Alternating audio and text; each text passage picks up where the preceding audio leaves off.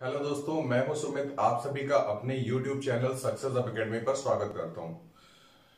पिछले कुछ क्लासेस में हमने आपसे नंबर सिस्टम के कुछ छोटे छोटे टॉपिक्स के बारे में बात की थी। आज उसी टॉपिक को हम आगे बढ़ाते हैं और आज जो हमारा अगला टॉपिक है उसे हम बोलते हैं फैक्टर्स। क्या कहेंगे? फैक्टर्स। फैक्टर्स का मतलब गुणनखंड होता है। क्या होता है? गुणनखंड। इसे अगर हम एक और नाम से देखें तो हम इसे अपवर्त भी कह सकते हैं। क्या कह सकते हैं? अपवर्त। आपसे एग्जाम में अपवर्तों की संख्या या फिर गुणनखंडों की संख्या से सवाल पूछ लिए जाते हैं। ठीक है ना? तो ऐसे क्वेश्चंस अक्सर अब एग्जाम में आ रहे हैं। ठीक है, चाहे तो जो भी एग्जाम हो। अभी 2 साल पहले 2018 नवंबर 2018 को देखो भाई, जो यूपीटीईटी का एग्जाम हुआ था उसमें भी सवाल ही आया था।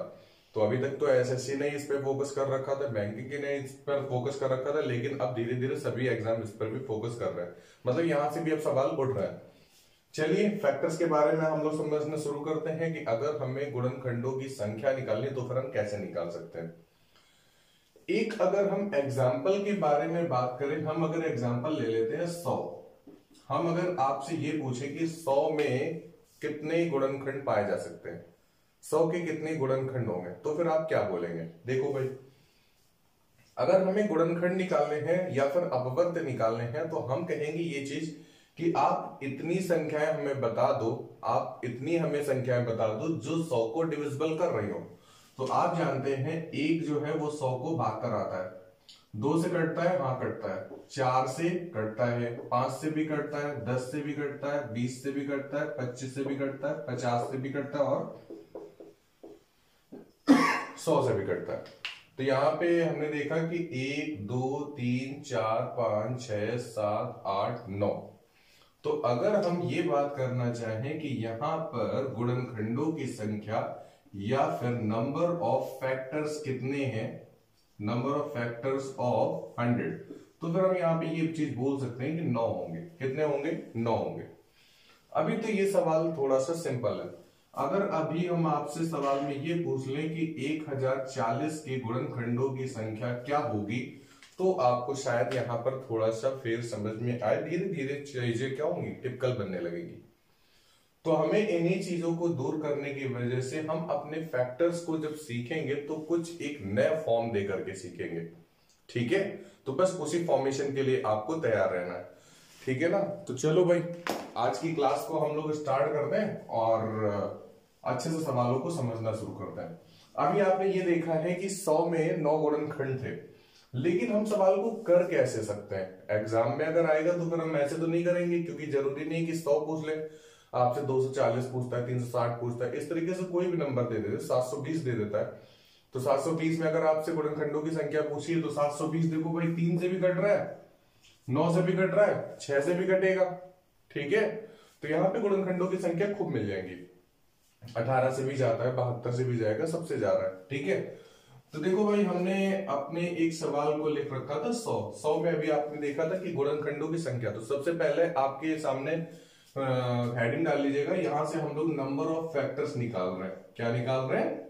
नंबर ऑफ फैक्टर्स निकाल रहे हैं। नंबर ऑफ फैक्टर्स का मतलब ये है गुणनखंडों की संख्या। सवाल में आपसे पूछ लिया जाए कि 720 के गुणनखंडों की संख्या बता दो या फिर 720 के अपवर्त्यों की संख्या बता दो, तो हम इसी मेथड से सॉर्ट आउट करेंगे।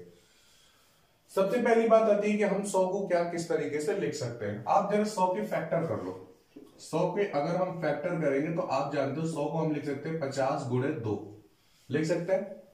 हमें इनको अभाज्य गुणनखंडों में लिखना है, मतलब ये कि जो संख्याएं होनी चाहिए वो अभाज्य होनी चाहिए। तो 50 को हम लोग लिख सकते हैं 25 गुणे 2। 25 को हम लिख सकते हैं 5 गुणे 5। तो यहां पे देखो कौन कौन सी अभाज्य संख्या है, 2 2 5 और 5, यही 4 अभाज्य संख्या है। तो अगर आप इन 5 का गुणा 5 में और फिर 2 में और फिर इस 2 में करा दोगे तो हमें 100 मिल जाएगा। 5 गुणे 5 25, 25 दूनी 50, 50 दूनी 100 मिल जाएगा। तो यहां से हमें सिर्फ और सिर्फ अभाज्य संख्याएं लेनी। ध्यान रखिएगा, ये भाज्य संख्या है, कंपोजिट नंबर है, तो इनको नहीं लेना। 25 और 50 को हम नहीं लेंगे। आप सिर्फ 5 5 2 2 हो लीजिए। तो अगर हम लिखना चाहें तो हम 100 को इस तरीके से लिख सकते हैं कि 2 की घात 2 गुणे 5 की घात कितनी 2। आप 100 को कैसे लिख सकते हो 2 की घात 2 गुणे 5 की घात 2। अभी पहले तो ये हम आपको कॉन्सेप्ट समझा रहे हैं, धीरे धीरे आपको ये चीजें खुद ब खुद लर्न होती चली जाएंगी। ओके ना, अभी फॉर्मूले भी बता दें क्या करना है। आपके सामने दिया 2 की घात 2 गुणे 5 की घात 2, हमें क्या करना है गुणनखंडों की संख्या निकालनी है। सबसे पहले कॉन्सेप्ट आपके माइंड में डाल रहे, ठीक है, और यहीं से आपको सब कुछ तैयार हो जाएगा। अगर हम 2 की घात 2 को लिखना चाहें तो आप 2 की घात 2 को ऐसे लिख दो, 2 की घात 0, 2 की घात 1, 2 की घात 2। मतलब ये अगर हम 4 की फैक्टर निकालें, क्योंकि 2 की घात 2 का मान कितना होता है 4, अगर आप 4 की फैक्टर निकालोगे तो कितना होगा 1, 2 और 4। क्यों? तो देखो 2 की घात 0 का मान कितना होता है 1, 2 की घात 1 का मान कितना होता है 2, 2 की घात 2 का मान कितना होता है 4। तो अगर 2 की घात 2 है तो आप 2 की घात 0 से स्टार्ट करके 2 की घात 2 तक लिख लो। अगर यहाँ पे 2 की घात 10 होता तो फिर हम कैसे लिखते 2 की घात 0, 2 की घात 1, 2 की घात 2, 2 की घात 3, फिर 2 की घात 10 तक लेके जाते, लेकिन इतना बड़ा सवाल नहीं आता है, ठीक है। अगर आएगा भी तो अभी हम लोग उसे सिंपल वे से सॉर्ट आउट कर लेंगे। 5 की घात 2 को भी आपको इसी तरीके से लिखना है, 5 की घात 0, 5 की घात 1 और 5 की घात 2, ठीक है। अगर यहाँ पे 5 की घात 5 होता तो फिर आप 5 की घात 0 से स्टार्ट करते हो 5 की घात 5 तक जाते। अब देखो हमें करना क्या, आप ये देखो, अगर हम 2 की घात 0, 2 की घात 0 का मान कितना होता है 1 होता है। अगर हम इस 1 का गुणा इस 1 से करा दें, 2 की घात 0 का मान 1, 5 की घात 0 का मान 1, 1 का गुणा अगर हम 1 में करा दें कितना मिलेगा 1 मिलेगा। अच्छा, अगर हम इस 1 का गुणा 5 की घात 1, मतलब 2 की घात 0 का मान 1, 5 की घात 1 का मान 5, 1 का गुणा अगर हम 5 में करा देंगे तो 5 मिलेगा, हाँ मिलेगा। अगर इस हम 2 की घात 0 का मल्टीप्लीकेशन 5 की घात 2, 5 की घात 2 का मान 25 होता है, 2 की घात 0 का मान 1 होता है, 1 का गुणा अगर हम 25 में करा दें कितना मिलेगा 25 मिलेगा। ये जब 2 की घात 0 का हमने 3 संख्याओं में गुणा कराया तो हमें 3 संख्याएं प्राप्त हुई हैं, ठीक है, 3 गुणनखंड प्राप्त हुए आप बोल सकते हो। अब हम 2 की घात 0 से मल्टीप्लीकेशन ना करा के अब हम 2 की घात 1 का गुणा कराने जा रहे हैं। तो 2 की घात 1 का मान होता है 2, इस 2 का गुणा जब इस 1 से होगा तो कितना मिलेगा 2, 2 का गुणा फिर 5 से, 5 दूनी 10, और फिर 2 की घात 2 की घात 1 का 5 की घात 2 के साथ 25 का गुणा 2 में कराओगे कितना मिल जाएगा 50, ठीक है। अब हम क्या करेंगे, अब हम इस नंबर को छोड़ देंगे क्योंकि हमने इस नंबर का तीनों नंबर से मल्टीप्लीकेशन करा लिया। तो 2 की घात 2 का कराने लगो, 5 की घात 0 का मान कितना होता है 1, 2 की घात 2 का मान कितना होता है 4, 4 का गुणा 1 में कराओगे कितना मिलेगा 4 मिलेगा। फिर 2 की घात 2 का 5 की घात 1 में, 2 की घात 2 का मान 4, 4 गुणा 5 कितना 20, और फिर 2 की घात 2 का 5 की घात 2 में, 5 की घात 2 का मान 25, और 25 का गुणा 4 में कराओगे 100। अभी अभी जब आपने यहाँ पे ऊपर देखा था कि 100 में कितने गुणनखंडों की संख्या आई थी तो आपने देखे थे 9 निकल के आए थे। तो अगर आप यहाँ पे भी काउंट करना चाहें तो 1 2 3 4 5 6 7 8 9 कितने मिल रहे 9 मिल रहे हैं। तो मेरे कहने का मतलब ये नहीं है कि आप इस तरीके से मल्टीप्लिकेशन लगा करके करेंगे, आपको ये सब कुछ भी नहीं करना है, आपको ये सब कुछ भी नहीं करना। आप ये डायरेक्टली देखिए कि यहाँ पे कितने 1 2 और 1 3, यहाँ पे देखो कितनी बार लिखा है 1 2 और 1 3, आपको इसी 3 का गुणा 3 से करा देना है, आंसर आ जाएगा 9। आंसर कितना आ जाएगा 9 आ जाएगा। बात समझ में आई? चलो एक छोटा सा सवाल और भी ले लेते हैं, उससे एक और निष्कर्ष निकालते हैं, ठीक है। अभी ये स्टार्टिंग है, ठीक है, धीरे धीरे अभी हम इसको लेवल में लेके आ रहे हैं, ओके ना। उसके बाद फिर जो सवाल होगा वो सिर्फ सेकंडों में आंसर आपको देगा। जैसे कि सपोज कर लो हमने 120 ले लिया, हमें 120 के गुणनखंडों की संख्या निकालनी, तो सबसे पहले आप 120 को तोड़ लो। 120 को हम लोग तोड़ सकते हैं 12 गुणे 10 में, आप 10 को तोड़ो जरा किसमें 5 गुणे 2 में, और 12 को तोड़ोगे किसमें 6 गुणे 2 में, 6 को तोड़ोगे किसमें 3 गुणे 2 में। अब जितने भी यहाँ पे अभाज्य संख्या मिली उनको देख लो कौन कौन सी है। 2 मिली है, 5 मिली है, 2 है, 2 है और 3 है। ये 6 12 और 10 तो अभाज्य नहीं है ना, ये तो भाज्य संख्या है। देखो 2 कितनी बार मिला है, 1 बार 2 बार और 3 बार। तो आप यहाँ पे लिखोगे क्या कि 2 है 3 बार, 3 कितनी बार है 3 है 1 बार, और 5 कितनी बार है 5 भी है 1 बार। अच्छा, यहां से जरा निष्कर्ष निकालते हैं। आपने सीखा था कि अगर 2 की घात 2 है तो 2 की घात 2 को हम 2 की घात 0, 2 की घात 1, 2 की घात 2 ऐसे लिखेंगे। 5 की घात 2 है तो 5 की घात 0 से लेके 5 की घात 2 तक के हम लिखेंगे। अब यहाँ पे 2 की घात 3 है तो 2 की घात 3 का मतलब क्या है कि 0 1 2 3 इस तरीके से हमें लिखना है, ठीक है। अच्छा यहाँ पे देखो 2 की घात कितनी थी, 2 थी, तो हमने यहाँ पे लिखा कितना है 3, मतलब 1 बढ़ा के लिखा है। यहाँ पे घात कितनी है 2, तो यहाँ पे हमने बढ़ा के कितना लिखा है 3 लिखा है। तो कहने का मतलब ये है कि जब कभी भी आपको गुणनखंडों की संख्या निकालनी हो, number of factor sort out करने हो, तो जो भी घातें दी हो उसमें एक एक बढ़ा करके लिख लो। तो 3 में 1 बढ़ा के लिखोगे कितना 4, 1 में 1 बढ़ा के लिखोगे कितना 2, 1 में 1 बढ़ा के लिखोगे कितना 2, और आपस में इनका मल्टीप्लीकेशन करा दो। आपस में क्या कर दे मल्टीप्लीकेशन करा दे। तो 4 दूनी 8 और 8 दूनी 16। तो आप यहां से सीख सकते हो कि नंबर ऑफ फैक्टर्स कितने निकल के आएंगे 16 निकल के आएंगे। इसी तरीके का एक और चलो सवाल लेते हैं, ठीक है, उस पर जरा बात करते हैं। हमने यहां पे सवाल ले लिया है 250 ले लेते हैं, कितना 250। पहली बार 250 के हमें प्राइम फैक्टर्स करने, तो 250 का हम लोग इधर कर लेते हैं। पहले तोड़ के लिख लो भाई क्या 25 गुणे 10। आप इसको कैसे भी लिख सकते हैं, ठीक है, 5 गुणे 50 भी लिख सकते हो, क्योंकि 50 को गुणा 5 में कराओगे तब भी तो 250 मिलना है। तो आपको सिर्फ इसे तोड़ना है। इसको हमने 10 को अलग कर लिया तो सिर्फ 25 बचेगा, तो 25 गुणा 10 लिख लिया। 25 को हम लिख सकते हैं क्या 5 गुणे 5, और 10 को क्या लिख सकते हैं 5 गुणे 2।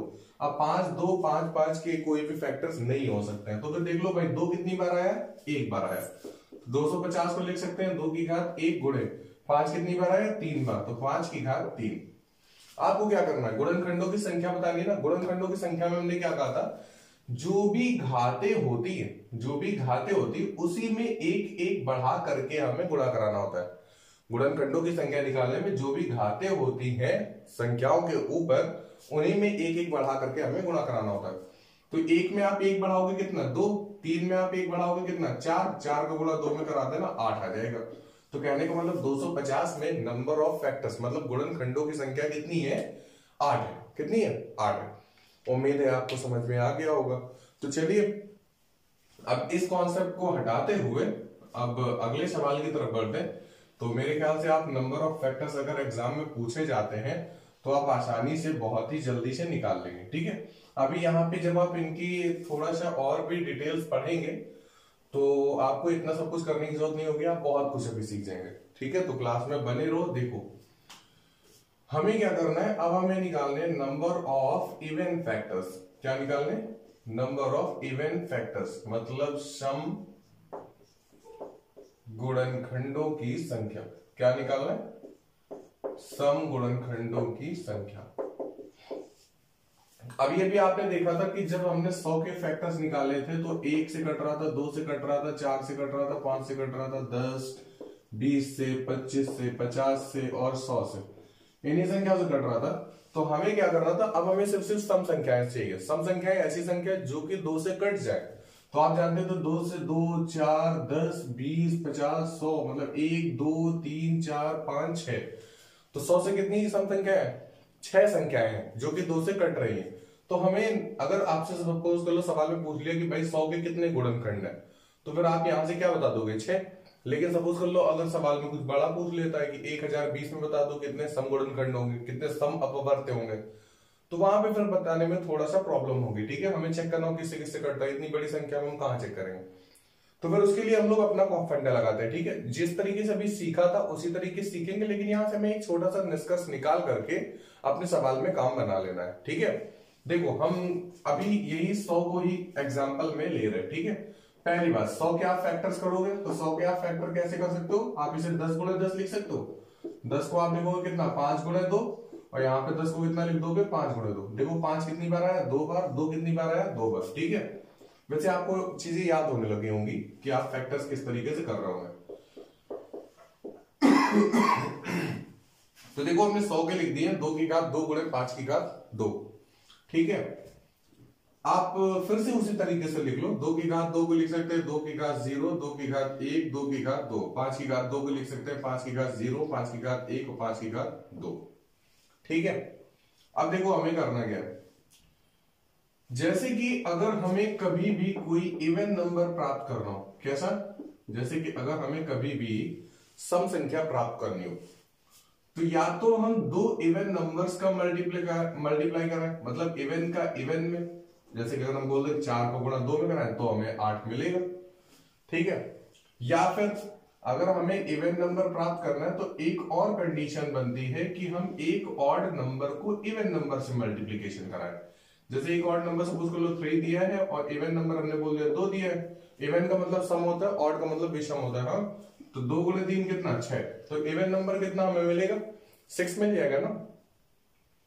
मतलब क्या है कहने का, अगर हमें कभी भी सम संख्या चाहिए तो उसमें किसी न किसी कम से कम एक सम संख्या का गुणा अवश्य होना चाहिए। अगर हमें कभी भी सम संख्या चाहिए तो उसमें किसी न किसी एक संख्या का तो अवश्य ही किसी न किसी एक सम संख्या का अवश्य गुणा होना चाहिए। एक अगर विषम है एक सम है चल जाएगा, अगर दोनों सम है तो फिर चल जाएगा, लेकिन अगर दोनों विषम है तो फिर नहीं चलेगा। आप देख लो भाई, अगर हम 3 का गुणा 3 में कराएंगे तो हमें 9 मिलेगा, और 9 क्या है ऑड नंबर है, ठीक है। ऐसे कभी कभी कैलकुलेशन टाइप वाले क्वेश्चन में पूछ लेता है, ठीक है, क्या कि अगर हम दो सम संख्याओं को गुणा कराएंगे तो हमें कौन सी संख्या प्राप्त होगी, अभाज्य संख्या प्राप्त होगी, प्राकृतिक संख्या प्राप्त होगी, किस तरीके से। तो इस तरह 4 तरीके के उल्टे सीधे ऑप्शन बना देगा, आपको उससे पूछ लेगा। अच्छा इधर देखो, 5 की घात 0 का मान कितना होता है 1, यहां से तो हमें निष्कर्ष नहीं मिलने वाला। 5 की घात 1 का मान कितना होता है 5, यहां से भी नहीं मिलेगा। 5 की घात 2 का मान कितना होता है 25। अच्छा आप एक बात बताओ, यहां पे तो जितनी भी संख्याएं मिलेंगी वो सभी तो विषम होंगी ना, तो विषम से तो हमें मतलब ही नहीं है। हमें चाहिए क्या, हमें कम से कम एक सम संख्या मिल जाए। तो देखो भाई यहां पे देखो 2 मिल रहा है, तो 2 क्या होता है सम संख्या होती है, तो सम संख्याओं के बारे में हमें काउंटिंग करनी है। 2 की घात 0 का मान कितना होता है 1 होता है, तो 1 ये तो भाई विषम संख्या है ना, ये कैसा नंबर है ऑड नंबर है, तो हम 2 की घात 0 को नहीं ले सकते। तो फिर हम क्या करें, हम 2 की घात 1 को ले लें। 2 की घात 1 का मान कितना होता है 2, तो कहने का मतलब ये नंबर कैसा है इवन नंबर। उसी तरह से देखो 2 की घात 2, 2 की घात 2 भी कैसा नंबर है इवन नंबर, ठीक है।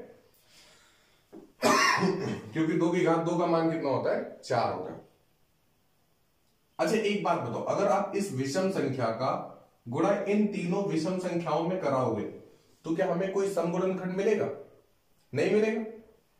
तो फिर हम क्या करें, हम इन सम संख्याओं का इन तीनों में गुणा कराएं।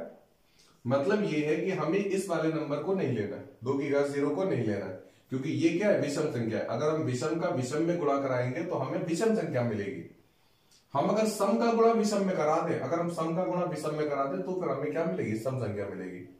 तो फिर हम 2 की घात 1 का इन तीनों में गुणा कराने जा रहे हैं और 2 की घात 2 का इन तीनों में गुणा कराने जा रहे हैं, कुछ ऐसा कराएंगे। लेकिन हमें क्या करना, हमें सिर्फ निष्कर्ष निकालना है। तो आप देखो 1 और 2 यहां पे कितने में लेने 2 लेने, और यहां पे कितने लेने 3। अगर आप इस 3 का गुणा 2 में करा दोगे तो कितना आ जाएगा 6, और यहां पे आपने देखा था कि 6 ही आ रही थी। कितनी संख्या आ रही थी 100 के सम गुणनखंडों की संख्या 6 आ रही थी। तो जरा ध्यान समझिएगा, जब भी कभी भी आपसे नंबर ऑफ इवन फैक्टर्स पूछता है, सम गुणनखंडों की संख्या पूछी जाती है, तो उस केस पे नंबर ऑफ फैक्टर में आपने क्या किया था, नंबर ऑफ फैक्टर में आपने कुछ इस तरीके से किया था कि 100 को हमने लिखा था 2 की घात 2 गुणे 5 की घात 2। हमने सीखा था वहां पे कि भाई जो भी घात होगी उसमें एक एक जोड़ देना और गुणा करा देना। क्यों, जो भी घात होगी उसमें हम लोग एक एक जोड़ देंगे और गुणा करा देंगे। लेकिन यहाँ पे ऐसा नहीं होगा, यहाँ पे जो 2 की घात होगी उसे हम उतना ही लिखेंगे, यहाँ पे जो 2 की घात होगी उसे हम उतना ही लिखेंगे, और जो विषम संख्या मतलब 3 की 5 की 7 की 11 की 13 की इनकी जो घातें होंगी हम उसमें एक बढ़ाएंगे हमेशा, चाहे तो सम पूछे चाहे तो विषम पूछे। अभी हम लोग विषम गुणनखंडों की भी संख्या निकालने वाले, लेकिन अभी के लिए देख लो 5 की घात 2 है तो फिर क्या करेंगे हम 3 कर देंगे, ठीक है ना। तो यहाँ पे 2 की घात 2 में 2 ही लेना है, मतलब जितनी पावर है उतनी लेंगे, और 5 की घात 2 में जितना है उसमें एक बढ़ा के लेंगे। चलो एक छोटा सवाल देखते हैं और सॉर्ट आउट करते हैं। 240 कितना है 240। पहली बात 240 के भाई प्राइम फैक्टर्स कर लो, तो 240 में करेंगे तो फिर हम इसे 24 गुणे 10 लिख सकते हैं। 10 को हम लोग लिखेंगे कितना 5 गुणे 2, 24 को हम लिख सकते हैं 8 गुणे 3, और 8 को लिख सकते हैं 2 गुणे 2 गुणे 2 लिख सकते हैं।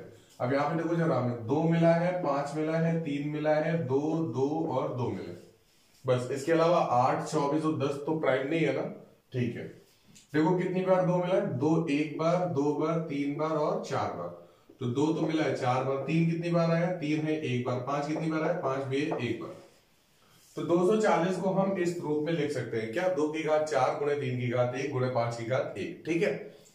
हमें क्या करना था, अगर हमें समगुणनखंडों की संख्या निकालनी, तो समगुणनखंडों की संख्या निकालने में जो 2 की घात होती है हमें उतना ही लेना है। तो 2 की घात यहाँ पे 4 है, तो हम कितने लेंगे, 4। 3 की घात जितनी होगी उसी में हम 1 बढ़ा देंगे, 5 की घात जितनी होगी उसी में हम 1 बढ़ा देंगे। 4 दूनी 8, 8 दूनी 16। बात समझ में आ गई, क्लियर है ना। तो यहाँ पे गुणनखंडों की संख्या कितनी हो जाएगी, 16। चलो एक और छोटा सवाल ले लेते हैं, उसको भी जरा सॉर्ट आउट करा ले। हाँ देखो भाई, आपके सामने दिया हुआ है 160। 160 के पहली बार प्राइम फैक्टर्स कर लो, तो हम लिखेंगे 16 गुणे 10, 10 को लिख सकते हैं 5 गुणे 2, और 16 को लिख सकते हैं कितना, 2 इंटू 2 इंटू 2 इंटू 2, 2 दूनी 4, 4 दूनी 8, 8 दूनी 16। तो देखो यहाँ पे कितने मिल गए, तो 1 2 3 4 5, तो 2 मिल गए हैं 5 बार, और 5 कितना मिला है, 1 बार। हमने समगुणनखंडों की संख्या निकाले, समगुणनखंडों की संख्या निकालने में जो 2 की घात रहती है वो उतनी बनी रहेगी, 5 ही, और 5 की घात 1 बोला गया, तो फिर हम क्या करते हैं, 2 करते हैं। तो 5 दूनी कितना, 10। यहाँ पे समगुणनखंडों की संख्या कितनी आ जाएगी, 10 आ जाएगी। बात क्लियर हो गई। तो समगुणनखंडों की संख्या को हटाते हुए अब अगला कॉन्सेप्ट जरा सीखते हैं, कौन सा, विषम गुणनखंडों की संख्या।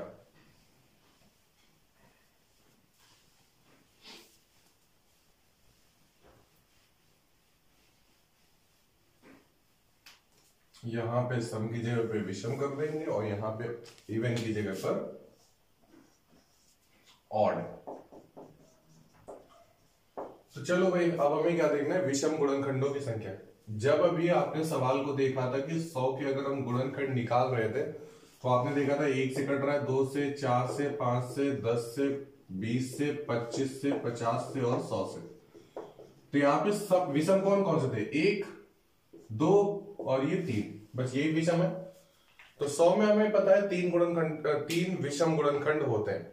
लेकिन अगर हमें यही चीज अपने कॉन्सेप्ट से निकालनी है या फिर बड़े किसी सवाल के लिए निकालनी है, तो फिर हम कैसे करेंगे, चलो जरा उसको भी समझते हैं। सबसे पहले हम 100 को ही ले लेते हैं। 100 को आप लिखोगे कितना, मेरे ख्याल से आपको याद होगा, 2 की घात 2 गुणे 5 की घात 2, याद है ना। अब देखो हमें करना क्या है भाई, 2 की घात 2 गुणे 5 की घात 2 है। अब इस केस पे हम करते क्या है, आपको जैसे कि यहाँ पे 2 की घात 2 दिया गया है, तो आप इसे आगे लिखोगे तो 2 की घात 0, 2 की घात 1, 2 की घात 2, 5 की घात 2 को लिखोगे 5 की घात 0, 5 की घात 1, 5 की घात 2। लेकिन ऑड नंबर हमें कैसे मिल सकता है, ऑड नंबर हमें मिल सकता है जब हम एक ऑड का मल्टीप्लीकेशन दूसरे ऑड से करा दें। क्यों, ऑड नंबर हमें कब मिलेगा, जब हम एक ऑड का नंबर और एक ऑड नंबर का मल्टीप्लीकेशन दूसरे ऑड नंबर से करा दे, तो हमें ऑड नंबर मिलता है। अगर आपने इनमें से कहीं अगर इवन नंबर से करा दिया, तो जाहिर सी बात है आपको संख्या इवन नंबर ही प्राप्त होगी। ये भी आपने सीखा था। देखो यहाँ पे 2 की घात 1 है, 2 की घात 1 का मान 2 होता है, ये इवन नंबर है तो हम इसका गुणा नहीं करा सकते। 2 की घात 2 का मान 4 होता है, इसको इवन नंबर है तो हम इसका गुणा नहीं करा सकते। अच्छा सपोज कर लो यहाँ पे 2 की घात 6 दी होती, तो आप क्या लिखते हैं, 2 की घात 0, 2 की घात 1, 2 की घात 2, 2 की घात 3, 2 की घात 4, 2 की घात 5, 2 की घात 6। 2 की घात 0 के बाद के जितने भी नंबर है वो सभी सम संख्या होते कि नहीं, क्योंकि 2 की घात 1 का मान 2 होता है, 2 की घात 2 का मान 4 होता है, 2 की घात 3 का मान 8 होता है, 2 की घात 4 का मान 16, फिर 32, 64, 128, ये सभी क्या है, सम संख्या है। तो हमें आगे तो इससे मतलब नहीं है, लेकिन हाँ हमें 2 की घात 0 से मतलब है। क्यों, क्योंकि ये एक ऑड नंबर है, क्योंकि 2 की घात 0 का मान कितना होता है, 1। आपको पता होगा किसी भी संख्या की घात 0 का मान कितना होता है, 1 होता है, ठीक है। चलो देखो, तो देखो हमें यहाँ पे 2 की घात 0 अगर दिया तो हमें कितना लेना है, 1 लेना है। और यहाँ पे कितने नंबर है, 3 नंबर है, तो इनको 3 ले लो। 3 गुणे 1 कितना, 3, 3 गुणे 1 कितना, 3। तो अभी अभी आपने देखा था विषम गुणनखंडों की संख्या कितनी आई है, 3 आई है। यहां से निष्कर्ष क्या निकला, निष्कर्ष ये निकला है कि 2 की घात कितनी भी क्यों ना हो, 2 की घात कितनी भी क्यों ना हो, हमें कुछ नहीं लेना, हमें सिर्फ 1 लेना। अगर यहाँ पे 2 की घात 10 होती है, अगर हमें ऑड फैक्टर्स निकालने होते तो फिर हम यहाँ पे 2 की घात सिर्फ एक ही लेते। 5 की घात, 3 की घात, 7 की घात, 11, 13, जिसकी भी घात अगर बोलेगा तो उसकी घात में एक हम हमेशा इंक्रीज करेंगे, चाहे वो नंबर ऑफ फैक्टर की बात करें, चाहे वो नंबर ऑफ इवन फैक्टर की बात करें, चाहे वो नंबर ऑफ ऑड फैक्टर की बात करें। अभी तीनों को हम लोग इसी बोर्ड पर एक साथ में पढ़ेंगे तो फिर आपको बहुत कुछ समझ में आ जाएगा, अगर अभी ज्यादा चीजें नहीं समझ में हो रही है। चलो देखो आपके सामने वही एक हमने छोटा सा एग्जांपल लिया 240, जिसे आप लोग अभी तक की लेके आ रहे थे। तो 240 के अगर हम फैक्टर करेंगे तो आपको शायद याद होगा 2 की घात 4, 3 की घात 1, 5 की घात 1, लेकिन चलो आपके सामने फिर से निकाल लेते हैं। 24 गुणे 10 लिख सकते हैं, 10 को हम लोग लिख सकते हैं कितना 5 गुणे 2, 24 को हम लोग लिख सकते हैं 8 गुणे 3, और 8 को क्या लिख लोगे 2 गुणे 2 गुणे 2। देखो 2 कितनी बार आया, 1 बार, 2 बार, 3 बार और 4 बार। तो 2 आया है 4 बार, 3 कितनी बार आया है 1 बार, और 5 कितनी बार आया है 1 बार। ठीक है, तो हमें क्या करना है, हमें नंबर ऑफ ऑड फैक्टर निकालना है। नंबर ऑफ ऑड फैक्टर में हमने बताया था कि 2 की घात जितनी भी होगी हमें लेना सिर्फ और सिर्फ 1 है, तो आप 1 ही लिखो यहाँ पे। 3 की घात 1 है तो इसमें आप 1 बढ़ाओगे, तो 1 बढ़ाओगे तो कितना 2 हो जाएगा। 5 की घात 1 है तो घात में 1 जैसे बढ़ाओगे कितना 2 हो जाएगा। 2 का गुणा 2 में 4, 4 का गुणा 1 में 4। कहने का मतलब ये कि 240 में नंबर ऑफ ऑड फैक्टर कितने होंगे 4 होंगे। बात समझ में आ गई। तो चलो एक जगह पे अब इन तीनों सवालों को कौन कौन से, पहला तो नंबर ऑफ फैक्टर मतलब गुणनखंडों की संख्या या फिर अपवर्तों की संख्या, फिर दूसरा था इवन फैक्टर, और तीसरा है ऑड फैक्टर। तीनों को एक ही जगह पर एक ही सवाल को लेकर के जरा सॉर्ट आउट करने की कोशिश करते हैं, देखते हैं कि क्या बनता है। ठीक है, और आपको भी सर करना है। ठीक है, चलो एग्जांपल हम आपको बोल देते हैं 720 पे हम लोग प्रैक्टिस करेंगे। किस पे 720 पे। तो वीडियो को यहीं पे पॉज करना, उसके बाद फिर 720 की जरा निकाल के देख लो कि number of factor, number of odd factor, number of even factor निकल के आ रहा है कि नहीं आ रहा है। जो भी आपका आंसर होगा वो आप मेरे आंसर से मैच करिए और देखिए सही आ रहा है कि नहीं आ रहा है। तो सबसे पहले हम लोग इधर सीखेंगे नंबर ऑफ फैक्टर निकालना। अभी तक की जो निकाला है ठीक है, उसी की एक बार जब प्रैक्टिस करने जा रहे हैं कि कहीं आप पीछे भूल तो नहीं गए। नंबर ऑफ फैक्टर, दूसरा हम निकालेंगे नंबर ऑफ इवन फैक्टर,